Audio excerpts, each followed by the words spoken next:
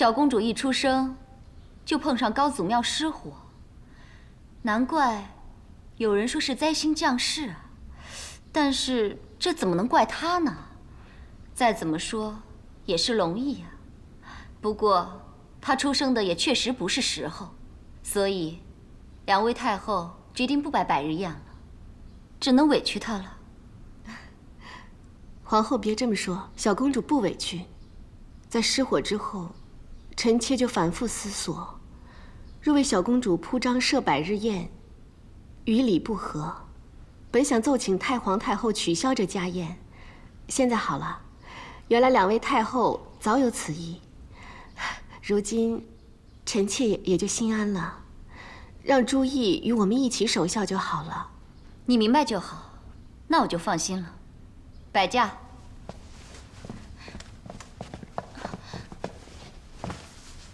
皇后金安，皇后金安，这是什么东西？现在是什么时候？宫中上上下下都穿素表孝，你却佩戴彩缨。妹妹喜欢，看着会笑。皇后，是奴婢不好，奴婢没有看好小公主。这可是冲撞祖先，是不孝，岂是一个贱婢能顶罪的？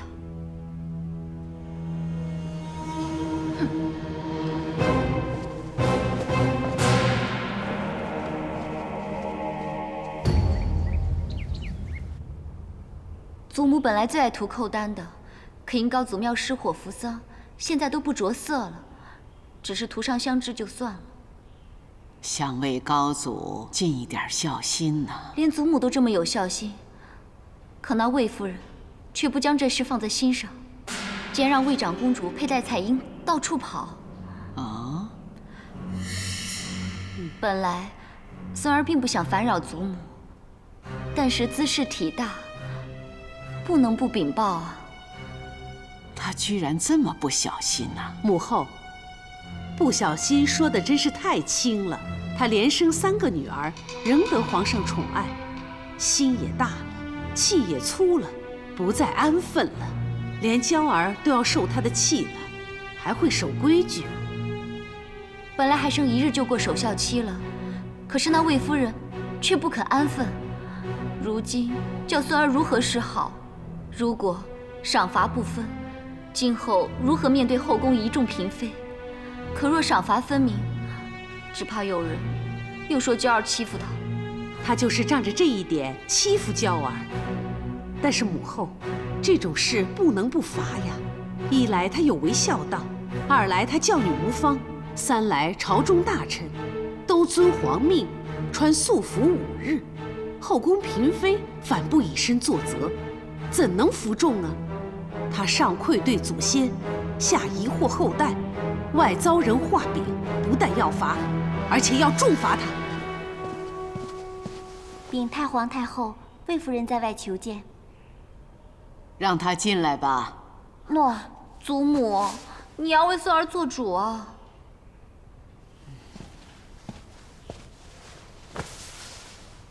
臣妾参见太皇太后、皇后、窦太主。听说你做错事了。是，臣妾教女无方，让魏长公主佩戴彩缨，有违皇上素服5日，以表孝哀之圣谕，大失体统，求太皇太后赐罚。知错就好了。这女儿啊，别看她现在年幼，若不严加管教，以后就骄横任性，不顾你心意，不管你死活，只管争脸争宠，不让你安宁。臣妾自当谨遵太皇太后教诲，严加管教3个女儿，绝不让她们长大之后恃宠生骄。你肯受教就好，不然若是在寻常百姓家，就会弄得家不成家；若是在后宫，则免不了一场血雨腥风。端午快到了，过节之前，你就去织饰织素布吧。一来是思过，二来为先帝也为哀家尽点孝心，三来你也好为自己之福泽。步有多长，你的福泽就有多长。诺。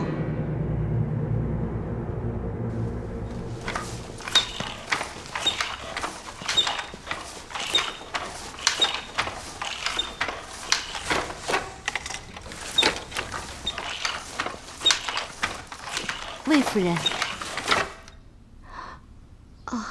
姐姐你怎么来了？即是绵长孝思，我也来为太皇太后尽一份心，与你一起为自己知福。说是为自己，实则是为子父。子父心中感激。当日嘉慈离世，正好皇后及其他姐妹们为皇太后庆生张罗。这宫中上下谁会关心我这个避喜远离喜庆的伤心人？只有魏夫人亲自为我熬汤，助我安眠，又带我到蔚蓝亭畔，教我点放竹筒灯，为王母祈福追悼。这都是举手之劳，但却让我感到这宫中仍有温暖情谊。我们这些人每天都要看皇后的脸色，眼看你受委屈，我们也不能说什么。还好这次太皇太后未有重罚，而且没有下令只许你一人织布，我才可以过来凑数帮忙。凑数不妨就多算我一个吧。赠香之情我不会忘，当时幸亏有你，否则皇上许久没来我处，一来若发现炉中无香，我囧都要囧死了。我进来的时候就已经看见姐姐了，你还想在外站多久呢？我做了些小菜，自己一个人吃不完，就带过来了。看你们可不可以帮帮忙？藤姬有心了。三位姐姐都来看子夫，子夫心里真暖啊。这几年，你是如何对待宫中众人？大家有目共睹。正因为你一向良善仁惠，事事以德报怨，所以宫中众人都想为你出一份力。只是你经常被责怪，委屈你了。子夫有3个女儿承欢在膝，这次能将功补过，能得到3位姐妹的帮助，没有委屈，只有幸福。魏夫人就是这样，什么艰难的事到她身上都能开心面对。我儿时的周夫子曾经说过，笑着日子容易过。以后呀，我们都要向魏夫人学习。要是人人都像魏夫人一样，宫里就真的和乐多了。是啊，你们就别夸我了，我也是一步步的在学。我们一起知福存孝，为太皇太后福寿延绵，奉体为安，祈福。好。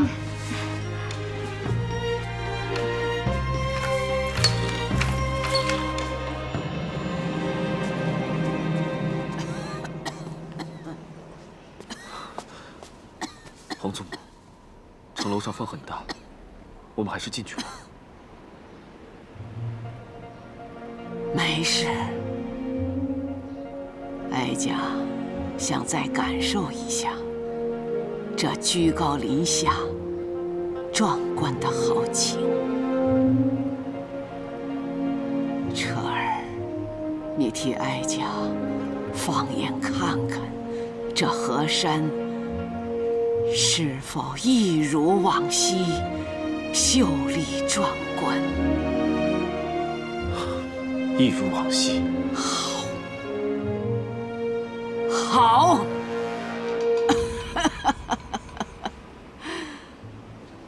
河山没有变呐，但是我的彻儿变了，俊威凛凛了。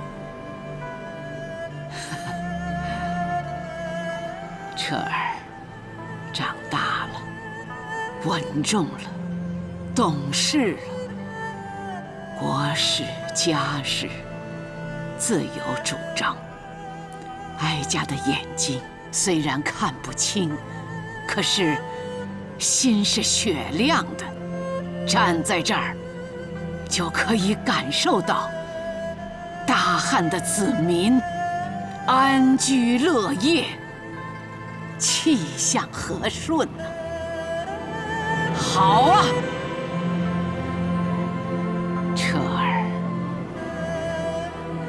你初登帝位，总以为祖母处处阻拦你，你可知道？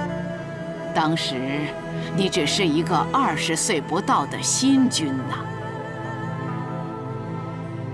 在你的身边有多少小人阿谀奉承，有多少豺狼虎豹拥兵自重？哀家是怕你年少气盛，中间难分呐。当初虽然没有体会祖母一片苦心，但随着年岁增长，孙儿已明白祖母所做的一切皆为大汉着想。祖母比孙儿看得更远，看得更高。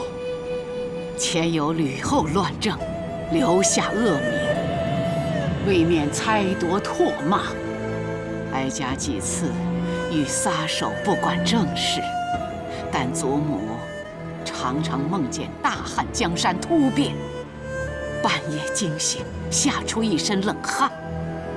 祖母不怕被世人唾骂，就怕闲人说彻儿半句鄙言。祖母，就算有冤魂来找，哀家也不怕。但凡有人教唆挑拨，哀家就先下手为强。祖母你放心，孙儿一定会励精图治，回报祖母一片苦心。好，好，那祖母就放心了。夕阳虽好，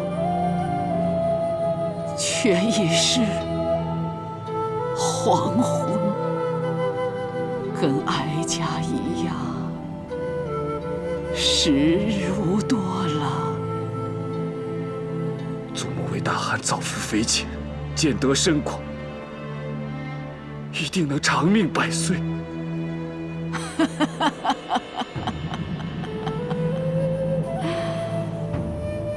哀家的身子，哀家自己清楚。再说，长命百岁又有何用？只盼孙儿能替大汉承先继后，能够成为开创盛世的千古帝皇。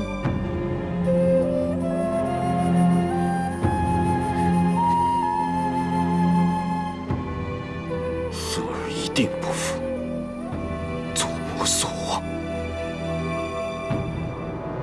那哀家就心满意足了。一个老人还有什么能比得过能够盼得孙儿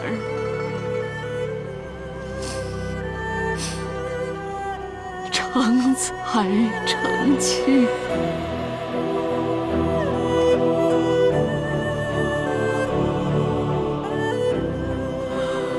孙媳贤孝呢？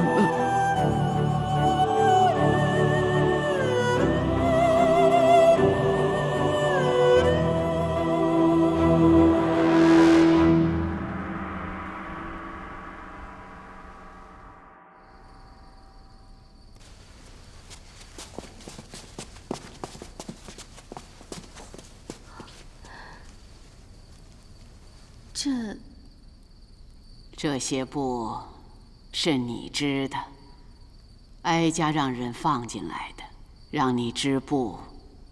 也许有人认为是在罚你，其实是想求证一件事情。而且也已经证实了，你进宫这几年如何对待后宫上下，哀家偶有所闻，而这里的素帛却是证据。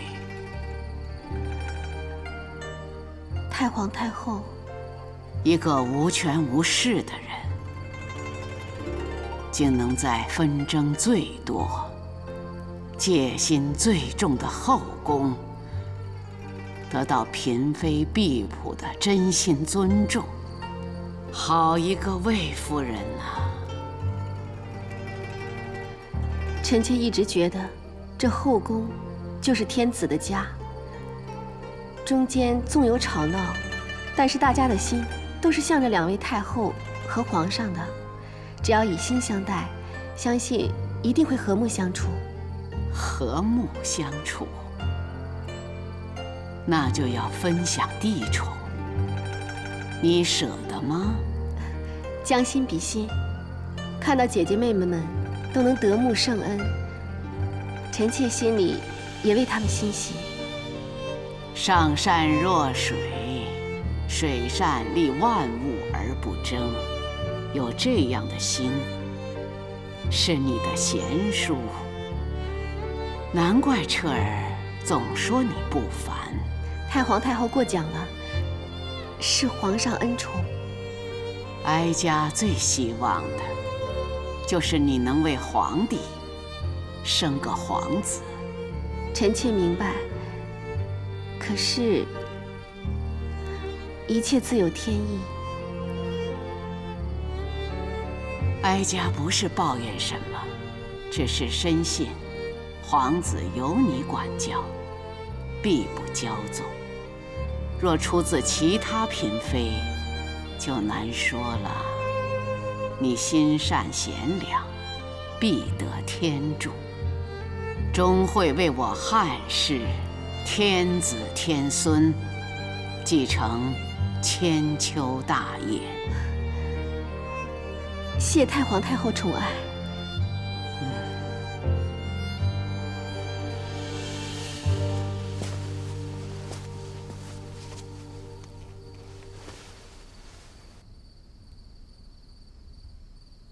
你织的素帛，很快就可以用来做丧服。哀家也预先叫人磨好碑石，将来好写下哀家这一生。太皇太后一定会福寿绵长的。哀家不畏死，哀家力争3朝70多载，也活够了。高祖闻治天下，立我大汉江山。孝文亲尝汤药，弑母至孝。薄太后得诏后宫，母仪天下。哀家也辅助了3朝皇帝，无愧无悔。只遗憾与你尚未深交，不曾施恩于你，却已经要别离了。太皇太后对臣妾已恩重如山。当日因为臣妾入宫引起的波澜，导致皇后自杀，太皇太后也不责罚臣妾。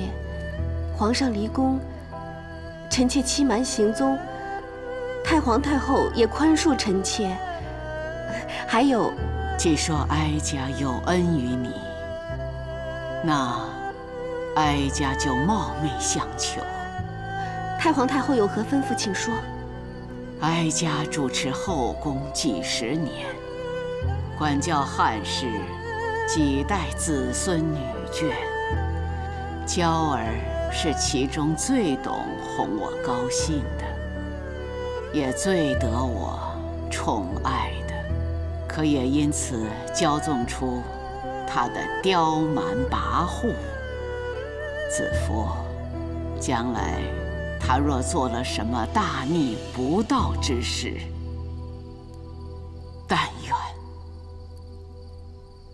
你能救他一命。太皇太后别这么说，臣妾何德何能？况且还有皇上。不，哀家只怕下杀令的就是皇帝。彻儿是千古明君之才，可最容不下娇儿的就是他。既已君临天下，只怕他日一道圣谕，不说情分，只谈国法。臣妾明白。皇后若出事，最有可能统领后宫的就是你。若皇帝要杀娇儿，你就看在哀家的份上，保住他的性命，就当是还哀家的恩情，可以吗？臣妾谨遵太皇太后之命。有你的承诺，哀家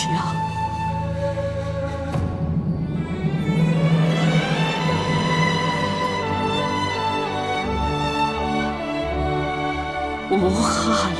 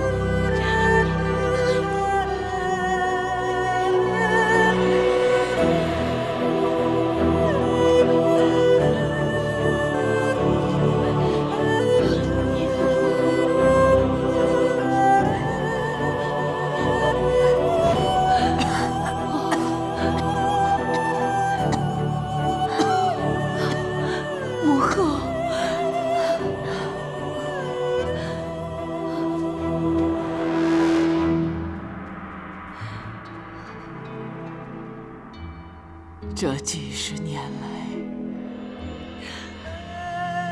陪在哀家身边的，始终是你。最令哀家窝心的，也是你。纵使你有千万个不是，你始终是哀家的手心明珠。母后，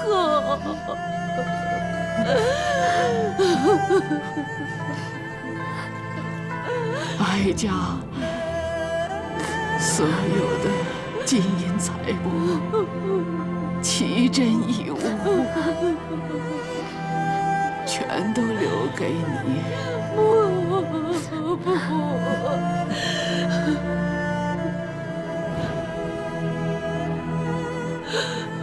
母后，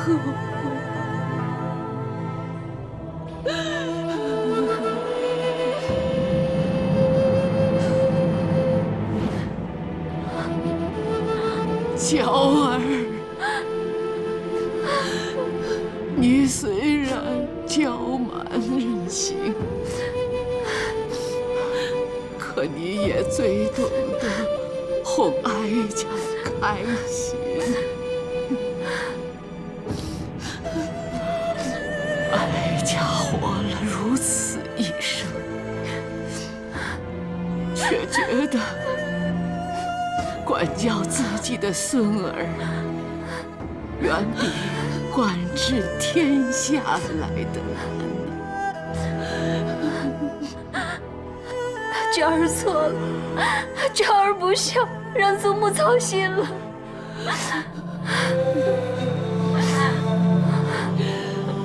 祖母要走了，娇儿，让哀家好牵挂呀。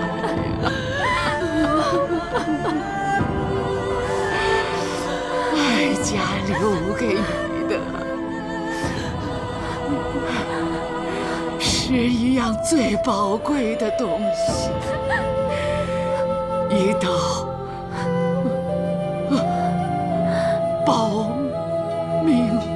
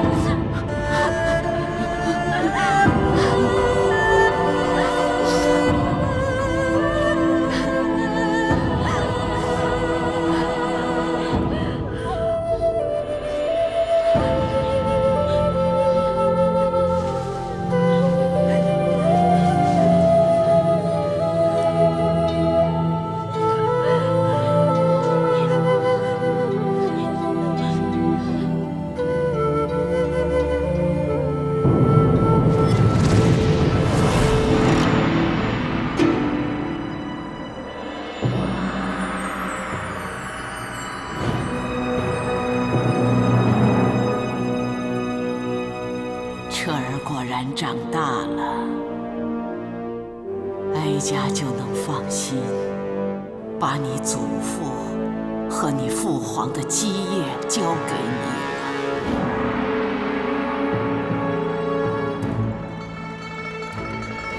彻儿最近忙于政事，但仍然不忘请安，孝道可嘉。哀家就赏你准奏二字。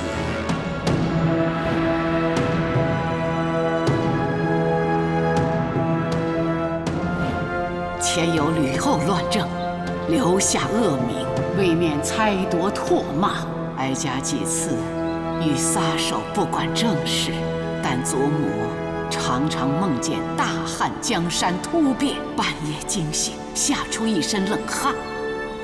祖母不怕被世人唾骂，就怕闲人说彻儿半句必言。就算有冤魂来找，哀家也不怕。但凡有人教唆挑拨，哀家就先下手为强。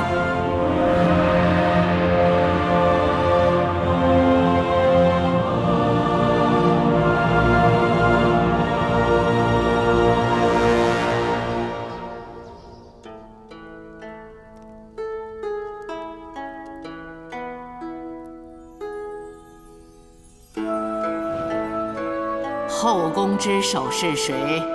当然要由统领后宫的皇后去办。皇后是你说废就能废的吗？我这个做母后的，实在没有能力为你们遮风挡雨。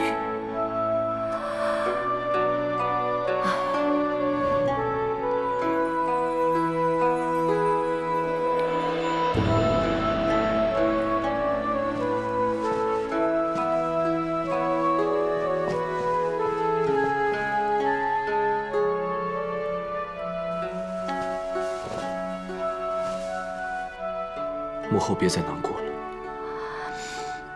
我觉得自己很不孝，太皇太后走了，按理说我本应该伤心，可不知为什么，我竟然……儿臣知道。深宫数十载，我虽登上了皇太后之位，却没有一刻不是战战兢兢，如履薄冰。以后，母后可以安享晚年了。这么多年，你出生，我怕你不得父皇欢心；你聪明讨好，我怕你招人嫉妒；你处理太子，我怕你遭人陷害。知道你登上皇位，还是怕你惹怒了祖母，被拉下来。母后可以做的，就是无时无刻的察言观色，在祖母身边，一直替你说好话，保住你的皇位。祖母只是太过深谋远虑，喜怒不形于色。当初儿臣又年少气盛，才让母后经常为儿臣担忧，提心吊胆。提心吊胆，好贴切呀！几十年了，我终于可以自由自在地度过我的晚年了。母后一定会顺心顺意的安享晚年。母后顺心，儿臣才能顺意。母后生我居我，抚我恤我，养我育我，顾我负我。儿臣答应母后，只要有儿臣一日，就一定遂母后所有的心愿。有你这句话，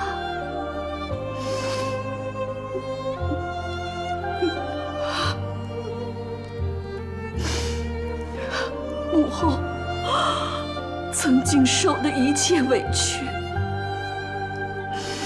就都不算什么了。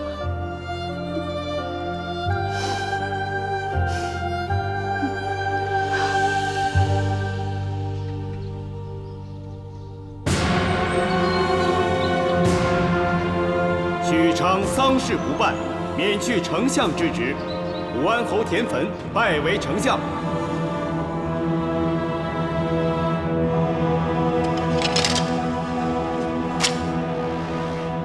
太常定失序无德，恳请陛下将其罢免，以安朝堂。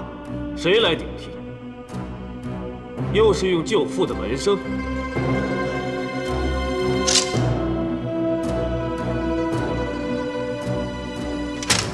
臣奏请以城西修兵士。是供汉宫用，还是供你的丞相府啊？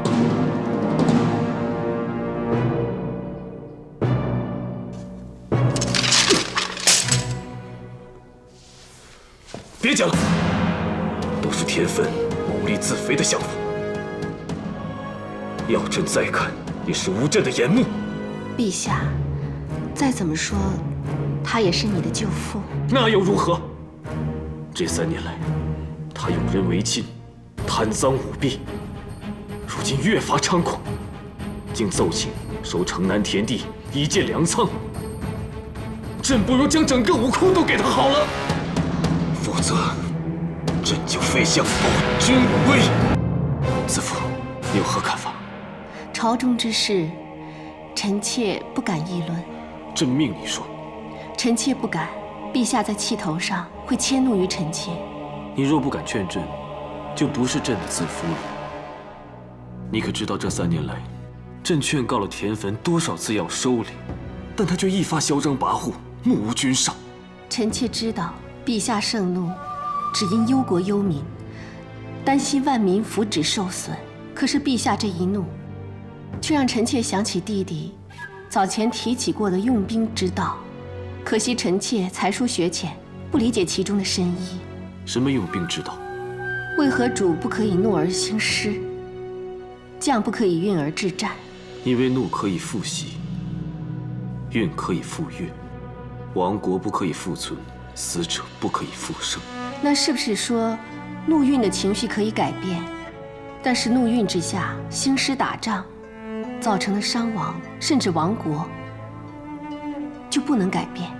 子父，你是想说，盛怒冲动做的决定，后果不能挽回，要朕息怒三思，是吧？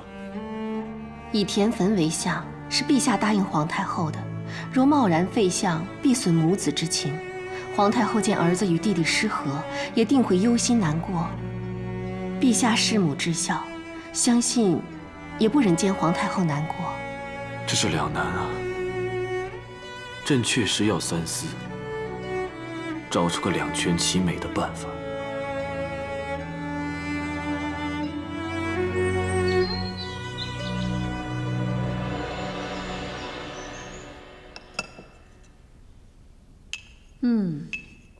好漂亮，难得娇儿这3年来每天都亲自帮哀家涂口丹。娇儿她能服侍你，是她的福气。皇上驾到！参见陛下。都不用多礼了。儿臣给母后请安。免礼，坐。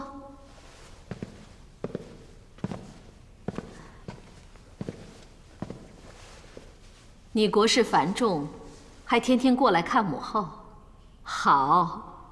母后刚才还对他们说，最近儿媳孝顺，让我觉得好开心。就连我弟弟田汾，他虽为丞相，公事繁多，也经常来嘘寒问暖，搜罗一些奇珍异宝、稀世药材，让母后觉得好顺心呐。母后顺心就好。但这些呀，也比不上他能辅助彻儿你更得母后欢心。母后正想着该赏他什么呢？彻儿，你来的正好，你帮母后想想。母后觉得该赏什么便赏什么吧。怎么，说的这么敷衍？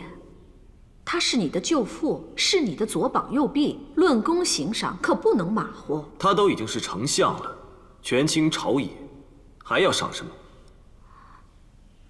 什么话？什么权倾朝野？就是以权谋私，向朕弹劾他的人大有人在，可他仍不知收敛。哼，嗨，母后还以为是什么大不了的事呢。听弟弟说，他一心为国，事事严办，难免遭人嫉妒。弹劾他的人是有，可往往都是些卑鄙的小人。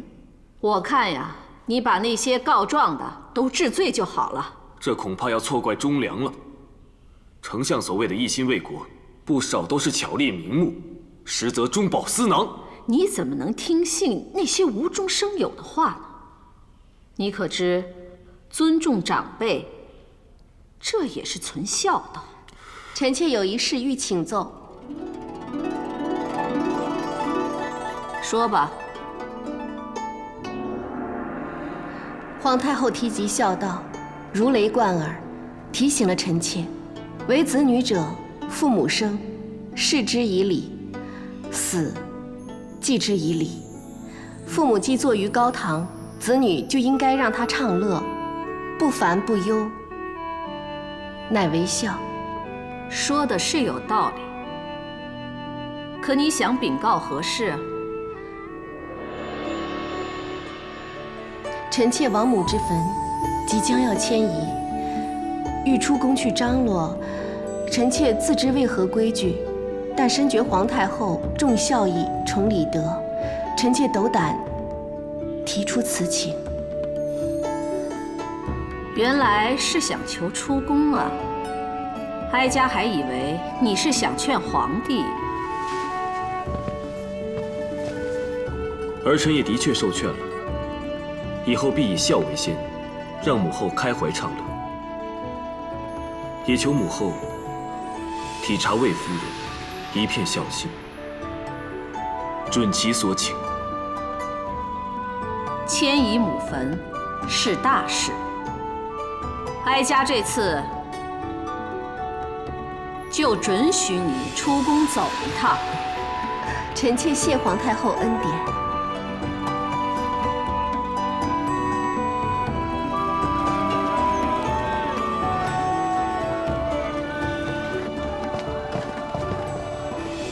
小二，今日还是老菜式。哎呦，君侯，哎，不好意思啊，君侯常做的东厢，今日恐怕不能用了。那个，不知可否屈尊就坐楼下呢？那东厢一直是我们君侯所想，怎会让给他人？你是欺我们君侯今不如昔了吗？不是。哎，我们走吧。哎，来了来了！有失远迎，有失远迎。东厢已经打扫一新了，保证贵客满意。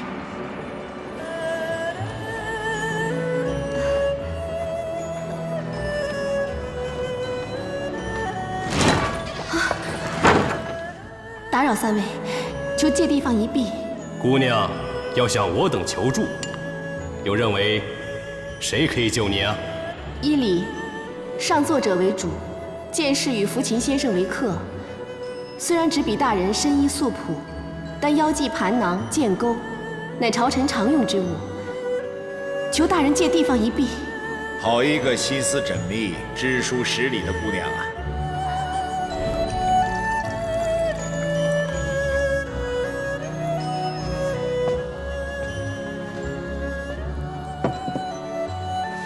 犹记当日的小女子，虽然无助，但聪明机智，气度不凡。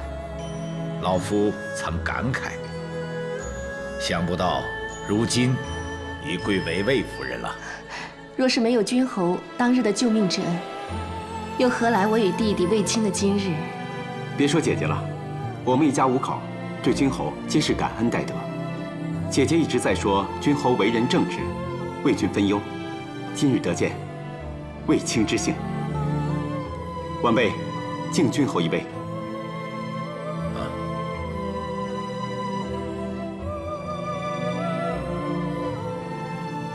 你如今也是为皇上办事的人了，说什么做什么，一定要三思而后行。你年轻气旺，又属习武之人，若能遇事冷静，世人则尊你为君子；若遇事冲动，世人则讥你为莽夫。谨遵教诲。君侯贤良，难怪皇上也一直念念不忘窦丞相，还盼着你能再做他的臂膀。我不过是一个废弃之人，别说保国安邦，就连自己的田地都保不住，被人给强占了。君侯有功于朝廷，他们未免欺人太甚了。君侯的地在哪里？卫青定为你讨回公道。哎，就在城南30里处，没了就没了吧。正所谓，小人殉财，君子殉名，又何必为了区区一块土地而争义气呢？今日，多谢二位，让窦婴依旧做了东厢，做了上座。你们姐弟真诚良善，是大汉之福啊！若能跨过宫中的种种险关，将来一定前程无量啊！告辞，告辞。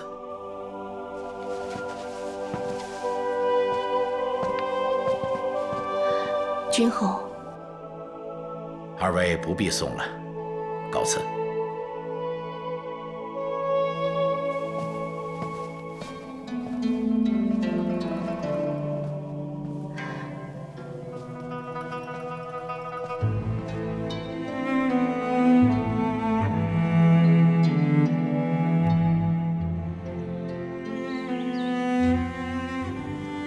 那块地是魏齐侯的，他是我们的恩人，曾经的窦丞相。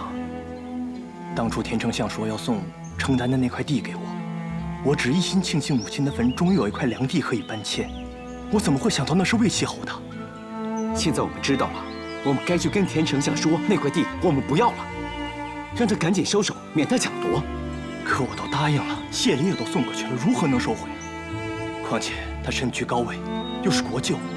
大哥，君子当公以受禄，我们从未有功于他，怎能收他如此厚礼？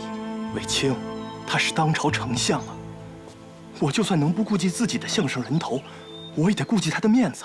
如果我不给他面子，他又如何能让子夫好过呀？我这都是为了子夫着想。大哥，你糊涂啊！只怕丞相是要欺压魏齐侯，强取他的土地，顺便做馈礼，我们家倒成了他的帮凶了。丞相自己不痛不痒，可是姐姐呢，还欠了他的情，不得不在皇上面前说他的好话。你是害了姐姐。卫青，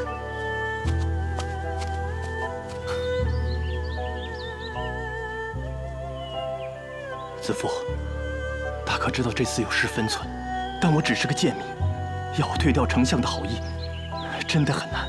况且我曾在母亲坟前起誓，择日就迁坟，我不想失信王母。大哥提起王母，让我想起那年那场水灾。当时满目苍夷，盗贼横行，我们虽与家徒四壁，却连仅余的也被人抢走了。大哥看到我们几个饿到手脚发软，心疼地说：“他们抢我们的，我们也抢他们的，有什么比活命更重要的？”但是，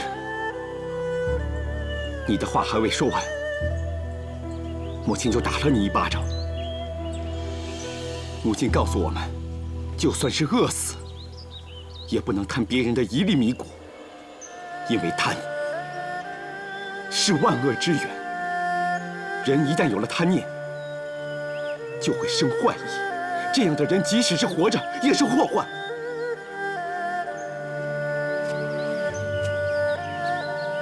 大哥，听母亲的话才是对母亲的大孝。他老人家如果在天有灵的话，也会得到安慰。我愧对母亲。大哥，我们常常唱“同苦同甘，安之乐之，齐家齐事，心善至坚”。只要我们兄弟姐妹都能像这首歌一样，不管富贵贫贱，都能安之乐之，一家人心向善，那还有什么能难倒我们呢？丞相的权威难不倒，宫里的威障县官也难不倒。对，只要我们全家齐心协力，心善就能至坚，一切都不用怕。